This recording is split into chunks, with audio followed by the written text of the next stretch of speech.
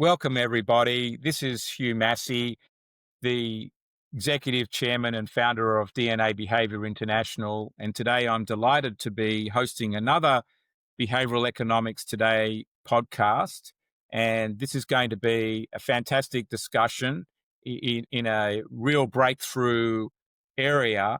And, like with all of these podcasts, I'm trying to bring out topics where we can go into the intersection of psychology and decision making, the field of behavioral economics.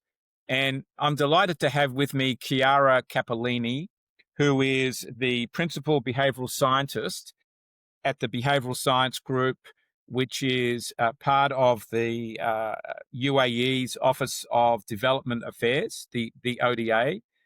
And they're doing some really exciting work. And Chiara was part of the team that produced a paper in the 2025 Behavioral Economics Guide, a new tool for behavioral scientists. So welcome, Chiara. Thank you, Hugh. Thank you for having me. It's lovely to be here. Thank you so much. So why don't you just start out the podcast or the conversation just a little bit about your background? I know that you were brought up in Italy and then you've gone to the UK and now are in the UAE, but it's an interesting path, and I know behavioral science is deep at your core. So just tell us a little bit about that, and then we can move into the more specifics of the paper. Yeah. I mean, as you say, Hugh, was brought up in Italy. I'm Italian, as you can tell from the name. I then moved to the UK. I studied at the London School of Economics, where I was there, and I remember that the UK Nudge Unit had just been kind of launched. And I remember reading it in one of my health economics classes. And I just remember reading about the behavioral insights team in the UK and was like, wow, that would be quite the place to work one day. And then I kind of worked several years as kind of an impact evaluator. I was always very interested in, when you're working in a nonprofit sector, when you're working in the social impact sector, you don't have money as a benchmark of success. So what is success in the nonprofit sector? So this question kind of always resonated with me. I was an impact evaluator for several years. And then I got a job at the behavioral insights team in the UK, working on a lot of different UK government projects, but also private sector projects like with Meta. Really interesting journey. And also a lot of projects, for instance, with UNICEF in the Middle East.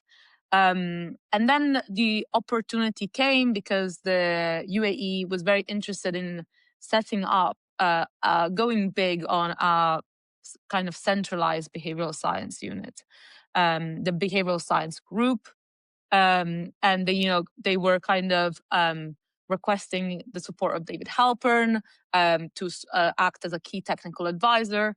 And it just kind of seemed like one of the most exciting places to be for behavioral science.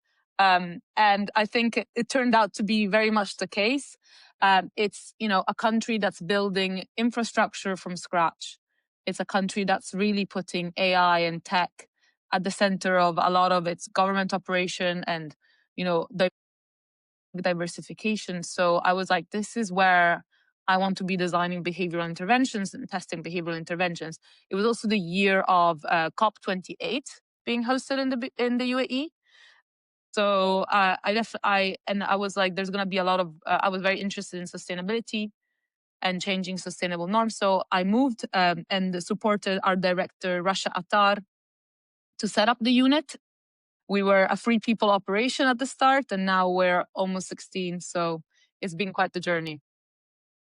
Yeah, it's a fantastic career path that you've had, and I think there being in the UAE where there is so much investment going on, not only in the region but globally, and also just I think what you brought out in the research paper in the Behavioral Economics Guide, the population diversity of the Yeah, you're right. area is huge. Yeah, exactly, Hugh. I think this is something that I hadn't had quite grasped, but it's like so interesting. So the UAE is a country with over 200 nationalities, and the diversity of expats. I mean, over about 90%, just under 90% of the population are expats, first generation. A lot of them first generation expats. So you basically have a, and you have a massive population that is online, that can do your studies, that can do your surveys. That it's like almost globally representative. So you almost have this lab for understanding global behaviors. Is truly like a global hub for understanding human behaviors and kind of creating the evidence base for what the global majority insights on how people behave, essentially. Yeah, I think that's transformative in its own right because I think one of the challenges for behavioral economics is that there's been a lot of experiments done that come out and say that in what I think is a more one size fits all type approach, that people handle losses in a particular way or have regrets in a particular way. Singular nudges tend to get used, but not you know understanding the personality differences that sit underneath, and the demographic and cultural differences, which are even then another layer. And in a way, what's eye opening is there in the Middle East, in the UAE, you've got um, all of that diversity to work with in one place, and and Exactly. and I think that could be very powerful for the future of behavioral economics, and but also importantly for the UAE in how it directs its vast resources to more efficiently. Because I think it's good to hear that the behavioral issues are being addressed, and it's not just an open checkbook. Um, you know that sometimes we perceive a little bit in America, where I live, um, Yeah. and that it's very well considered. No, I mean, it's been quite the journey. I think since COP28, we have had the privilege to work on some really stimulating social impact questions.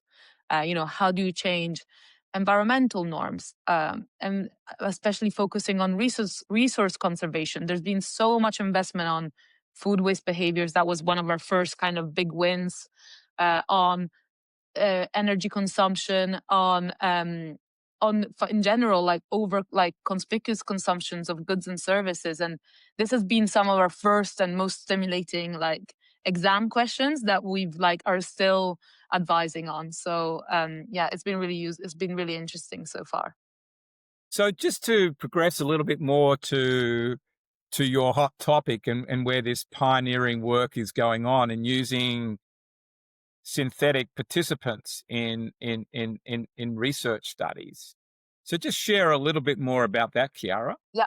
So I mean, as you like exactly. So as we explained in the BE guide, we were really interested in kind of testing out whether synthetic participants had promise. We were kind of inspired. There's early work that was coming out on the promise of synthetic participants. So should I just explain what is a synthetic participant? Should I I think start that's from good that? to explain what that is, and then we Mhm. can talk about actually how you do it. Yes, let's do it. So a synthetic participant on, an N1 level is I'm Chiara. I am, or you have like Sarah who lives in Abu Dhabi. She is 30.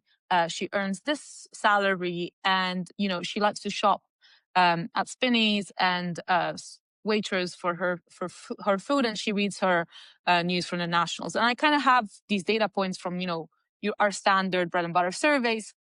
And what I can do with a synthetic participant is that I can basically ask a large language model, um, an AI agent, to pretend to be Sarah and and answer additional questions for me. So you know everything, all of this about Sarah. You know where she shops, you know what she reads. What do you think Sarah would think if I wanted to build a new park in central Abu Dhabi? And basically the synthetic twin would pretend to be Sarah and answer. And actually AI is quite good at role playing in general. So this is what happens. It doesn't only happen for Sarah. You then have surveys with thousands and thousands of people that are nationally representative. So basically what happens is that the AI agents are being asked to pretend to be each person with each demographic data 6,000 times. So that Yeah. then you have a whole data set where you can actually be doing statistical analysis on, or you could be doing different tests on, essentially. That's So kind of the idea. so to do that, to build the synthetic participant as such, or to simulate or create a digital twin in a way uh, of Sarah, you have to have some data on who Sarah is in the first place. In other words, she is a real person, age 30 years old, obviously female, uh, living there in Abu Dhabi. So there is some data points or data sets on her that then can be leveraged and tested. Am I right? Exactly, Hugh. You basically have your real participant that has answered some questions so that the AI can basically pretend to be Sarah and answer other questions. And then you do that 6,000 times, 10,000 times, 15,000 times, based on how many real participants you had that the AI can pretend to be. Yeah, and so why is this so I think that uh, the synthetic participant allows you to make some leaps forward. So why do you see this as so important, and what does it allow you to do in the future? For you talk about in the paper experiments and research studies, opinion polls. So what do you see the boundaries of use being, or the opportunities, I suppose, as well? Yeah, I mean, from a very core, like foundational point, when people are like, why should I do this? Is because, even in a high resource setting, resources are finite. And for me, when you don't deploy your resources on loads and loads of diagnostic surveys that are giving you the same similar answers in little different sauces with different condiments to the same question, you have the resources to, for me, do real tests, real randomized control trials, real field trials, real intervention deployment. Because at the end of the day, like, when we have a policy problem, the first thing that policymakers tend to jump to is, rightly so, trying to diagnose the situation, diagnose the causes of things. And that's fantastic. But sometimes you do see almost there's kind of like the same question, like, why are people not exercising, which is being asked in 8 different surveys by 8 different departments and 8 different sources. And instead, we could have had just like, because maybe they missed out the question on what if we built more like playgrounds that have like more physical activity. So there's like something you could have always tweaked in that survey. So there's another 3-month lead up to another survey. And basically, with synthetic participants, you are able to accelerate to have, your baseline data for your citizens, your residents, and then to stretch it to loads of your needs, to a lot of your policy diagnosis, to actually reserve your resources for the implementation of like the real nudges, the real trials, the real field trials that are actually going to move the needle on your desired outcome, right? So really, it's an opportunity cost, which I think is super important, to not kind of be in this like stuck in this like diagnosis phase forever, doing these loops of surveys every 3 months. So I think Yeah. that's like the most exciting thing. um what else? I also think at the end of the day, like in behavioral science, like we have some very real constraints a lot of the time with power, right? Like we essentially, like, we can't. So for instance, we do a lot of experimentation on messages, right? So so if I want you to, be doing your 30 minutes of walking a day, I can, as a behavioral scientist, what I usually do is I will go out and speak to real people, do qualitative research, and kind of craft some messages that I could be using for the campaign, or some other, like, when I am then left with a list of usually like 30 different messages with different angles, different behavioral theory. One is social norms, one is timely, one is like all these different theories that can kind of be baked into each of these messages. But realistically, then when I have to do my online experiment for message testing, which we do a lot of, I can only usually do 5 arms at a time. So again, there's Yeah. a shortlisting like exercise that happens, right? Again, here, instead, the shortlisting usually happens with people, experts, behavioral scientists in a room who are kind of predicting which ones will perform best. But like, why shouldn't we use synthetic participants, which in our paper we actually make the point are not perfect, but they're better than a bunch of people in a room choosing which messages, like forecasting results. So this was an interesting take. While like we're not perfect, we're still using a lot of human judgment at certain decision points, where synthetic participants can just increase our accuracy quite a lot.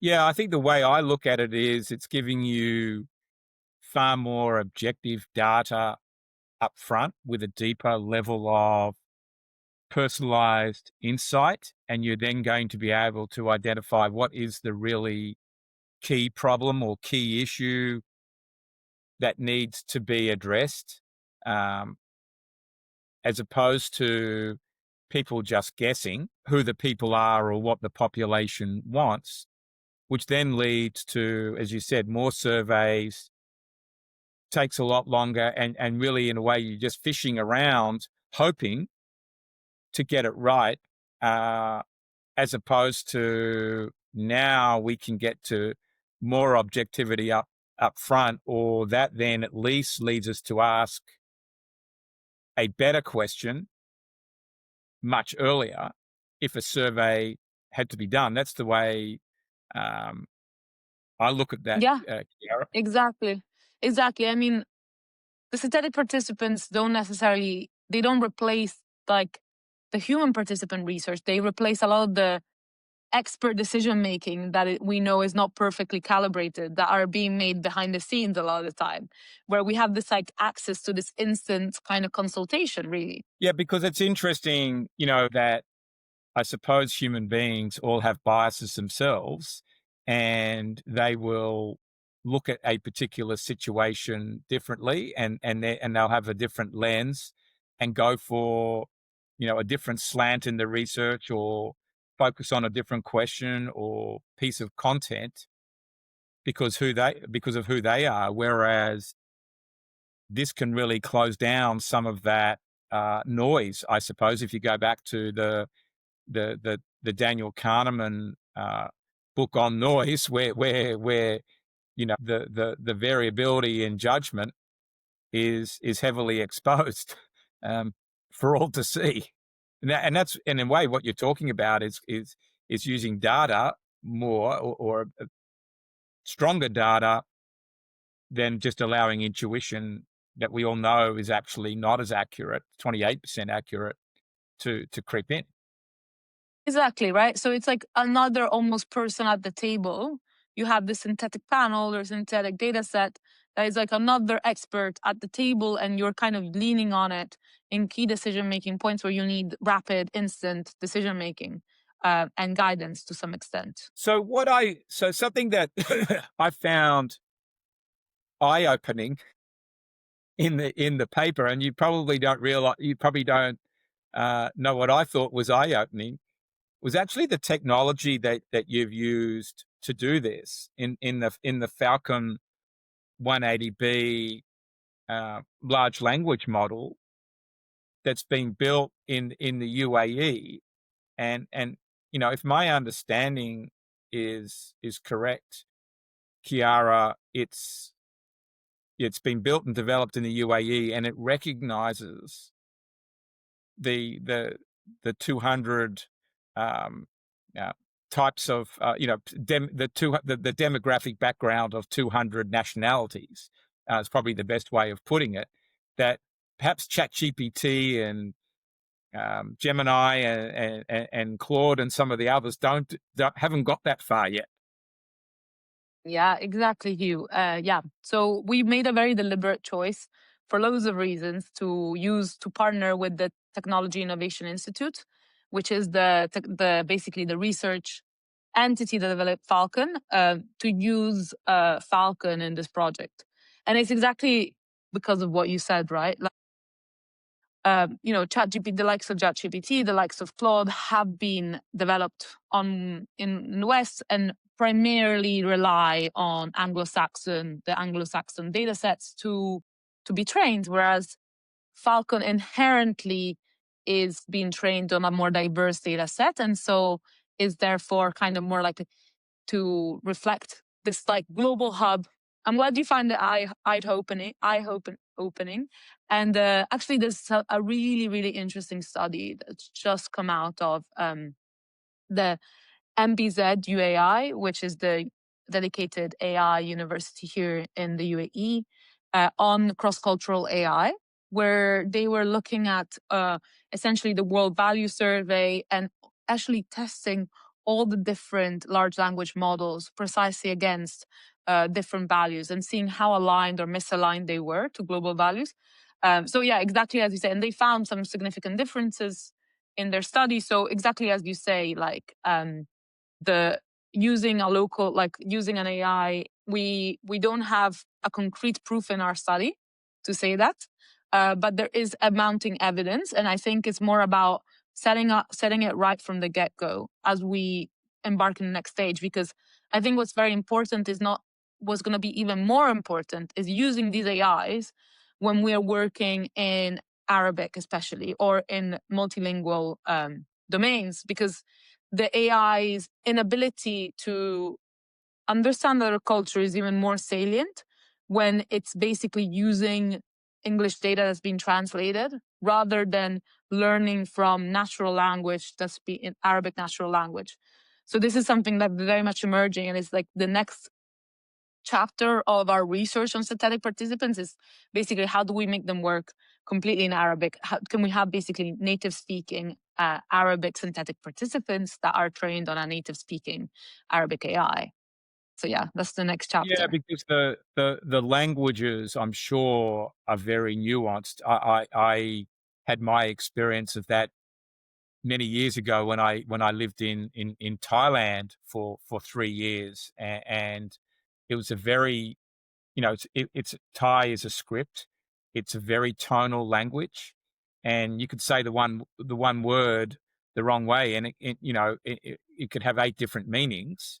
Um, and I think that's true of a lot of the for the Asian countries. Whether you're speaking Korean, Japanese, the various Chinese dialects, and so it's going to be important in those areas as well. India, you know, and then in the Middle East. So I can see this is a big issue, but I think it's also what was so eye opening for me was that here's a large language model that's been developed on the basis of 200 um, nationalities, and then we'll be able to even go further because even in those nationalities there are subcultures, and variances in the language, and to pick that up. But for people that want to do global research, surely this is very powerful. Yeah, indeed, you hit the nail on the head. So I mean, we there's a lot of conversation on how you keep all the dialectic differences alive in Arabic, in the age of AI, and preserve a lot of the different cultural nuances through in the AI age. And the behavioral science group really hopes to be part of all those conversations as we are kind of in this moment taking a snapshot of current modern, UAE behavior. So it will be very interesting to see where it all goes. So in a way, though, this is because this is perhaps the thing that the point that the world doesn't know about yet, because we all probably know about ChatGPT, or most people have somewhat figured out what ChatGPT is and have used it. But to know that there is powerful models elsewhere is, I think, extremely significant. And to do this kind of work where we're trying to understand the human being, predict what they would say or do, or what their preferences are about a topic, or how they would feel, this is extremely important. And I think that when you see the emergence of your region, the UAE, in the world because of its financial power, but to also have this IP is also, I think, Exactly. important. Exactly. Yeah. And I mean, even the fact that Falcon is a completely open source AI enables other behavioral scientists that want to do this kind of project to like have the tools to do these kind of DIY synthetics and so on. Actually wanted to comment with something interesting was at that we hosted the behavioral exchange in May, and we had the pleasure of having colleagues from Strategy and join us in a conversation about synthetics. And actually, so they do a lot of work here in the Middle East, and that they used ChatGPT to create synthetic participants for the US, for Saudi, and for the UAE. And they did find that ChatGPT generated synthetic participants were quite substantially better at simulating American basically attitude in comparison to they were still pretty accurate in the United Arab Emirates with a dip in KSA. So again, I think we haven't looked at like how Falcon generates information about other countries, but we know that ChatGPT doesn't perform as well with a UAE population compared to an American population. Well, it's more, yes, it's more that the Falcon 180B has come at it from a global perspective uh, Exactly. in its underlying development, as opposed to something that's being built from a US centric, uh, Exactly. Exactly. Exactly. Exactly. purpose. So I think that's important to recognize, and that's one of the inherent issues with AI. Full stop is the inherent bias that is in AI based on who programmed it and the philosophies that rest underneath it. Because if humans are not perfect, then the AI can't be perfect. Standing, we're potentially headed to the singularity, I suppose, of the AI being more powerful than the human brain. But I think that's, we're still a way off with that. But the starting philosophy is important. Um, so Chiara, just tell us a little bit about the accuracy, um, of this approach, and I think that in the paper you talked about, a couple of approaches that you compared, being single step prompting and then pen participant prompting to somewhat validate the work, Hmm. and so if yeah, so just Yeah. let's get Yeah. an idea on that. Yeah, I mean, we nerded out a little bit. We nerded out a little bit in the sense that we wanted to be like, say, okay, we could follow two different approaches to creating the synthetic participants. One is more computationally expensive; it requires more time, it requires my computer to go hotter, and it requires basically more energy. Whereas one is more streamlined. So, so essentially, the one that's more like more computationally expensive, is the one where, if we go back to the example of Sarah, okay, Sarah is Sarah. I have my data line. Sarah is 30, earns this much, shops at Spinneys, and lived in Reem Island.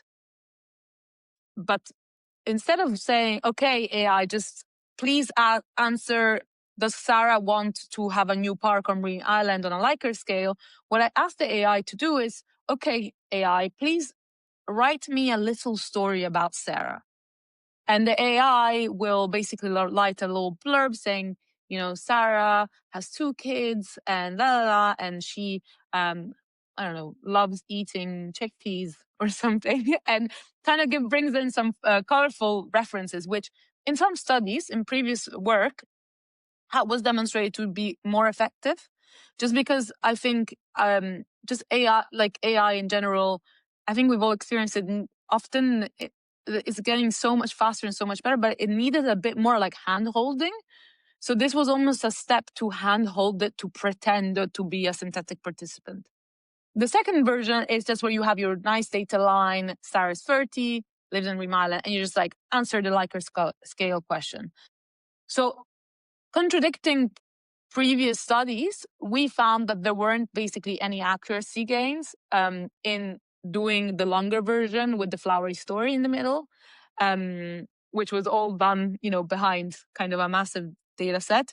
But which was a good news because it basically means it's more computationally efficient. Yep.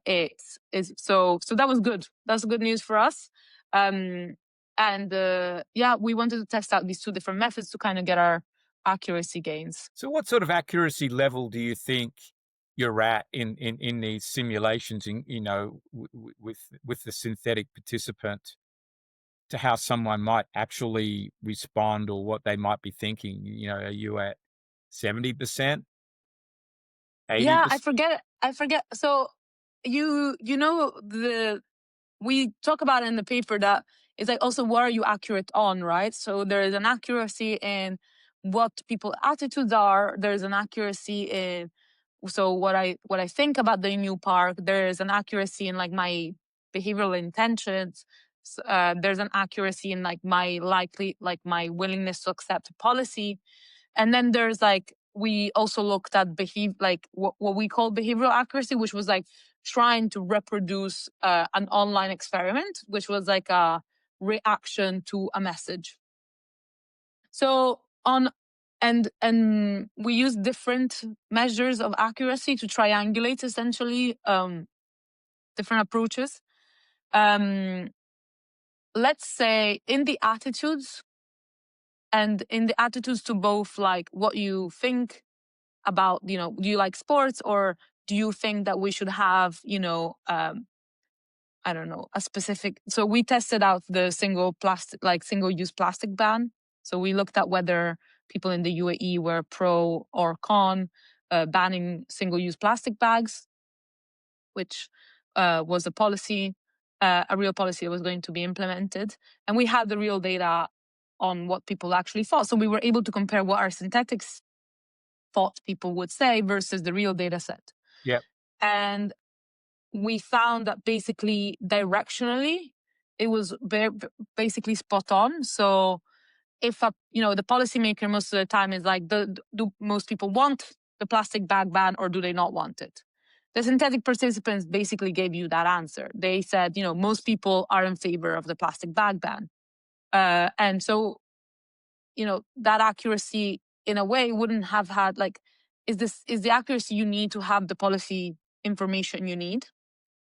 I think in general, synthetic participants are not good at having the real distribution. They tend to kind of cluster themselves on the yes or no, like on the extremes, but they don't have that nuanced distribution that you see in organic data sets. So basically, yeah, with like what you think about something or what you think about a policy, we're pretty good.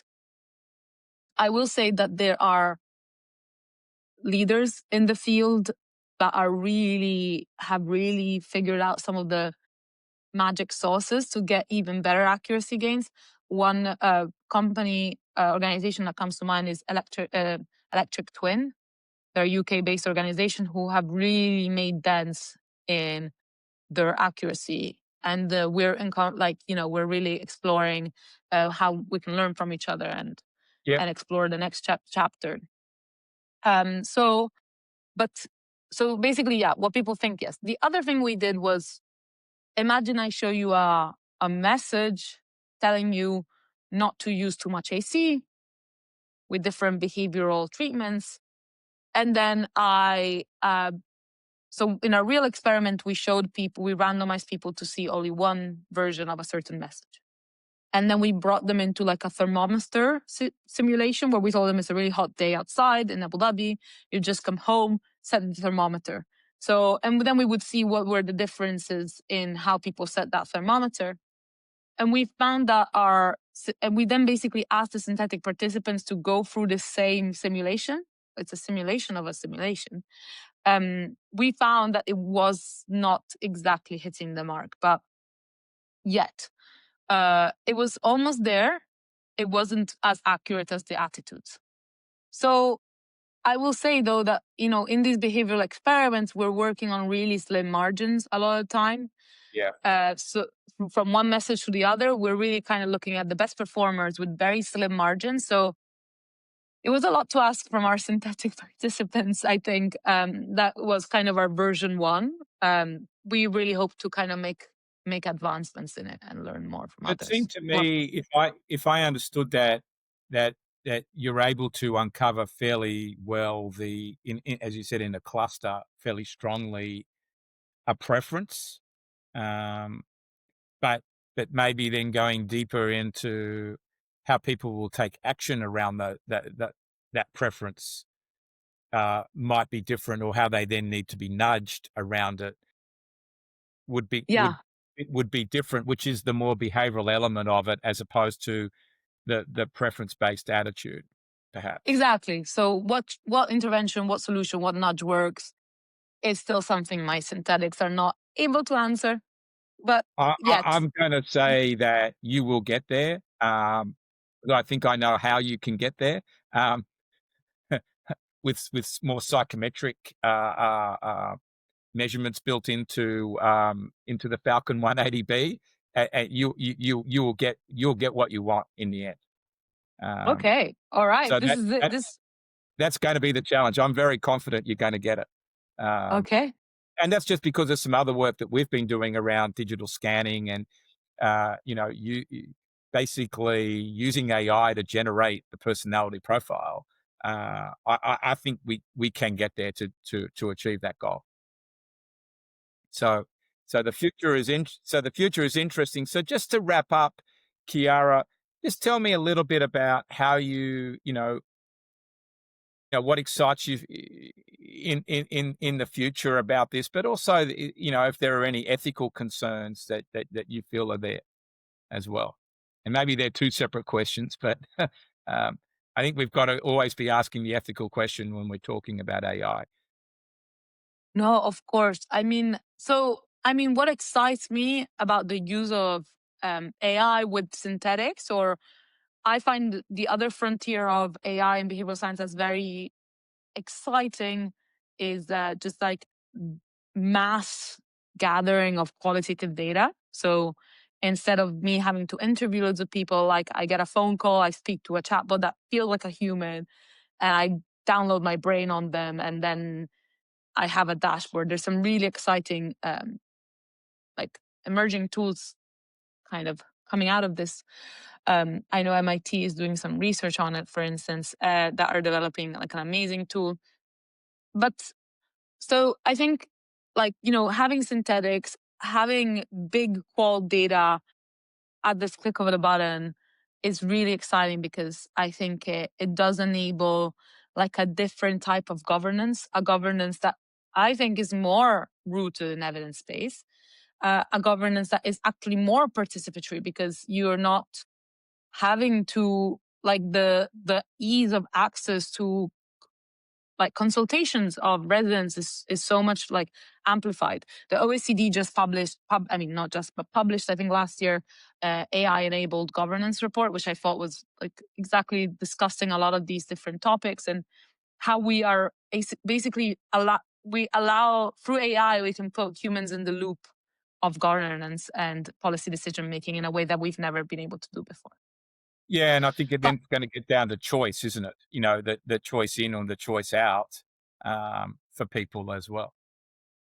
yeah, exactly. And then the drawdown, I think, actually is almost like thinking of it from a social researcher perspective, is that when you are working at such speed and such frequency, across so many areas, and you have this almost this illusion of control, this illusion of knowledge, right? Because I think, like, if you think back to my like really analog days before, when I used to do field research, say that I am studying, people who are struggling financially, are on high level of debt. Like I used to work in the behavioral insights team in London, and I used to do extensive periods of qualitative research. I, as a researcher, would be dedicating days of my life speaking to people with lived experiences. So I, as the research, then become an expert, not by necessarily only reading or acquiring or having dashboards.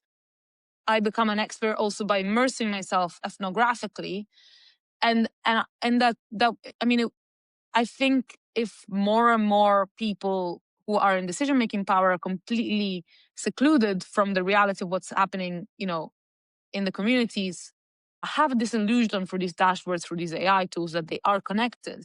It can be an ethical concern. Like, obviously there's the usual ethical concerns that have been cited time and time again, biases being amplified by models. I'm sure all of that. But I think from my lens as a policymaker, as a decision maker, as someone who has the responsibility of designing solutions that are then being taken to trial, the fact that I don't get, I don't have to immerse myself because I have this AI tools that are interfacing me with the real world can mean that my experiences are slightly detached.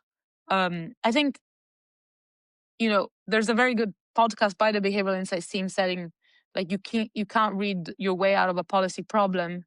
And it talks about why ethnographic and qualitative research, mystery shopping, their own, behavioral scientists experiencing things on their own skin is very important in creating innovation, imagining new solutions.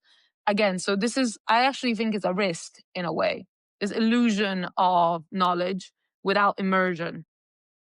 Yeah, and you need to experience your own cooking in some way, I think, uh, Exactly, exactly. as well. Yeah, yeah. And I think you've brought up some extra dimensions to think about in the sort of the ethical governance area of this, because it does need to, in the end, it does all need to be checked and fully understand, and all dimensions of the experience understood. Um, Exactly. And I know tech companies often use this term customer success specialist. And that's actually, I think, people like my team are with synthetic. So imagine that you have created these synthetic participants, you have created a beautiful user interface for it, but you need some sort of social scientist that has this understanding of research rigor, ethics, ring fences, biases, that can actually be that kind of customer success person that yeah, supports a department or a policymaker into careful and rigorous adoption, and with the necessary ring fences to make sure it's ethical. And that's kind of where behavioral scientists could be, going next as well. I think so. And then just the general auditing of all of the large language models, and how they are reflecting human behavior. That will be interesting, uh, for the future. So Chiara, thank you so much for this conversation. It's been extremely insightful, and as I said to you a few minutes ago, I'm very excited about the Falcon 180B, and I think that the approach that's been taken in the UAE uh, to, I think, potentially to lead the world in all of this. Well, that's definitely on the cards. But thank you so much for having me, Hugh. Yeah, it's been an absolute pleasure. Thank you so much for listening to my thoughts and loads of stimulating questions. And it's been an absolute pleasure to learn more about what you're doing. Hopefully more It's a soon. pleasure.